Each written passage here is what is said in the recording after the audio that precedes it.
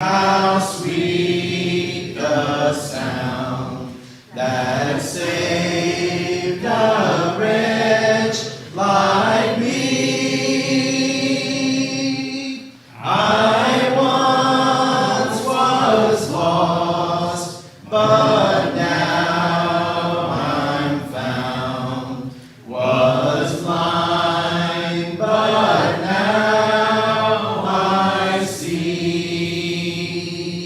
A Journey Through the Bible, Day 121 of 365, Saturday, May the 1st, 2021.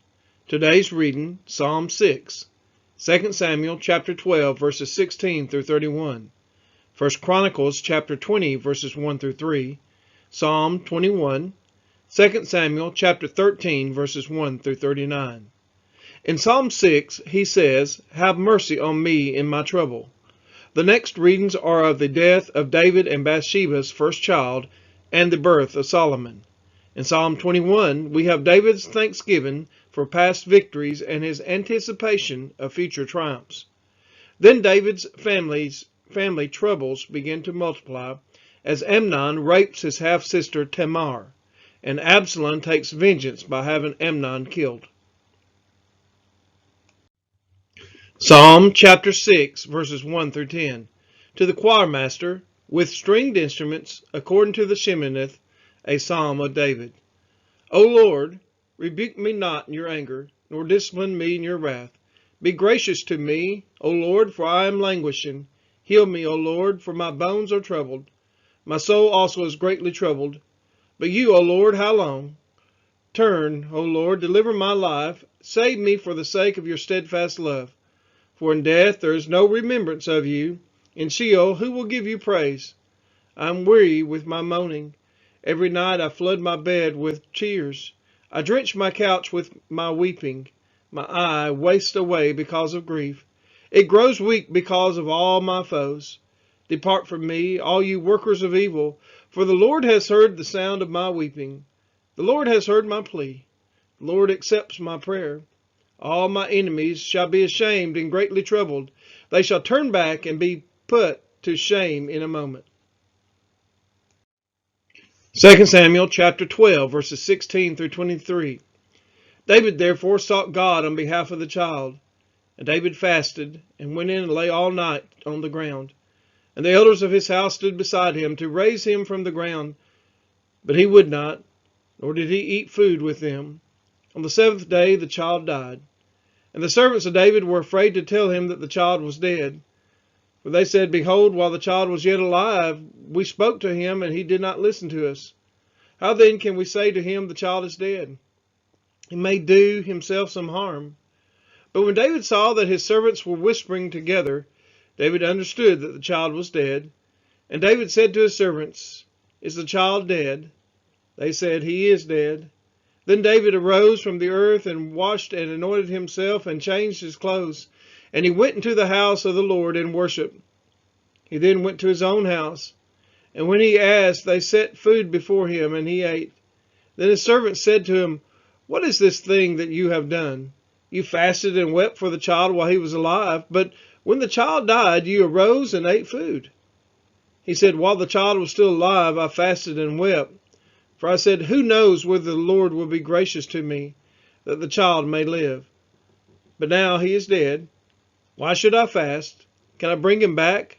I shall go to him, but he will not return to me. 2 Samuel chapter 12, verses 24 through 31. Then David comforted his wife, Bathsheba, and went into her and lay with her, and she bore a son, and he called his name Solomon, and the Lord loved him. And he sent a message by Nathan the prophet, so he called his name Jedidiah because of the Lord. Now Joab fought against Rabbah of the Ammonites and took the royal city. And Joab sent messengers to David and said, I have fought against Rabbah. Moreover, I have taken the city of waters. Now then, gather the rest of the people together and encamp against the city and take it, lest I take the city and it be called by my name. So David gathered all the people together and went to Rabbah and fought against it and took it. And he took the crown of their king from his head. The weight of it was a talent of gold, and in it was a precious stone, and it was placed on David's head. And he brought out the spoil of the city, a very great amount. He brought out the people who were in it, and set them to labor with saws and iron picks and iron axes, and made them toil at the brick kilns. And thus he did to all the cities of the Ammonites. Then David and all the people returned to Jerusalem. 1 Chronicles chapter 20, verses 1 through 3. In the spring of the year, the time when kings go out to battle, Joab led out the army and ravaged the country of the Ammonites, and came and besieged Rabbah. But David remained at Jerusalem, and Joab struck down Rabbah and overthrew it. And David took the crown of their king from his head. He found that it weighed a talent of gold, and in it was a precious stone, and it was placed on David's head. And he brought out the spoil of the city, a very great amount. And he brought out the people who were in it, and set them to labor with saws and iron picks and axes. And thus David did to all the cities of the Ammonites.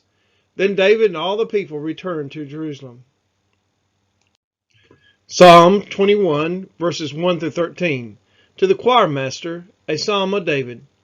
O Lord, in your strength the king rejoices, and in your salvation how greatly he exalts.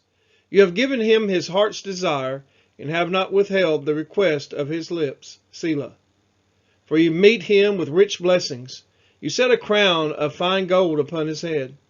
He asked life of you. You gave it to him. Length of days forever and ever. His glory is great through your salvation. Splendor and majesty you bestow on him. For you make him most blessed forever. You make him glad with the joy of your presence. For the king trusts in the Lord, and through the steadfast love of the Most High, he shall not be moved. Your hand will find out all your enemies. Your right hand will find out those who hate you. You will make them as a blazing oven when you appear. The Lord will swallow them up in his wrath, and fire will consume them. You will destroy their descendants from the earth, and their offspring from among the children of man. Though they plan evil against you, though they devise mischief, they will not succeed, for you will put them to flight. You will aim at their faces with their bows. Be exalted, O Lord, in your strength. We will sing and praise your power. 2 Samuel chapter 13, verses 1 through 6. Now Absalom, David's son, had a beautiful sister whose name was Tamar. And after a time Amnon, David's son, loved her. And Amnon was so tormented that he made himself ill because of his sister Tamar, for she was a virgin. And it seemed impossible to Amnon to do anything to her. But Amnon had a friend whose name was Jonadab, the son of Shimeah, David's brother.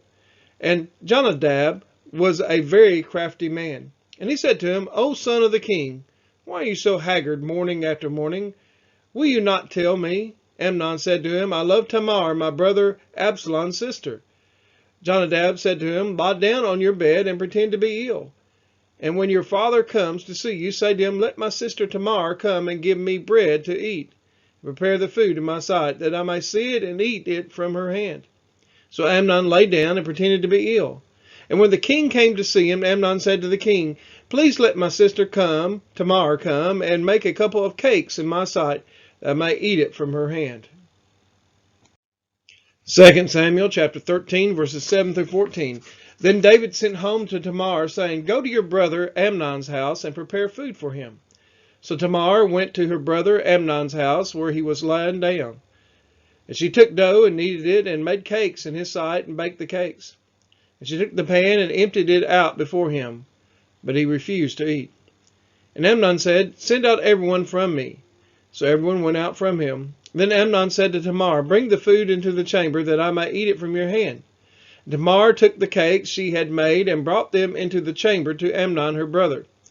But when she brought them near him to eat, he took hold of her, and said to her, come, lie with me, my sister. She answered him, no, my brother, do not violate me, for such a thing is not done in Israel. Do not do this outrageous thing. As for me, where could I carry my shame? And as for you, you would be as one of the outrageous fools in Israel. Now therefore please speak to the king, for he will not withhold me from you. But he would not listen to her, and being stronger than she, he violated her and lay with her. 2 Samuel chapter 13, verses 15 through 22. Then Amnon hated her with a very great hatred, so that the hatred with which he hated her was greater than the love with which he had loved her. And Amnon said to her, "Get up, go." But she said to him, "No, my brother, for this wrong is sending me away is greater than the other that you did to me." But he would not listen to her. He called the young man who served him and said, "Put this woman out of my presence, and bolt the door after her." Now she was wearing a long robe with sleeves, for thus were the virgin daughters of the king dressed. So his servant put her out and bolted the door after her. And Tamar put ashes on her head, and tore the long robe that she wore. She laid her hand on her head and went away, crying aloud as she went. And her brother Absalom said to her, "Has Amnon your brother been with you? Now hold your peace, my sister. He is your brother. Do not take this to heart." So Tamar lived a desolate woman in her brother Absalom's house. When King David heard of all these things, he was very angry.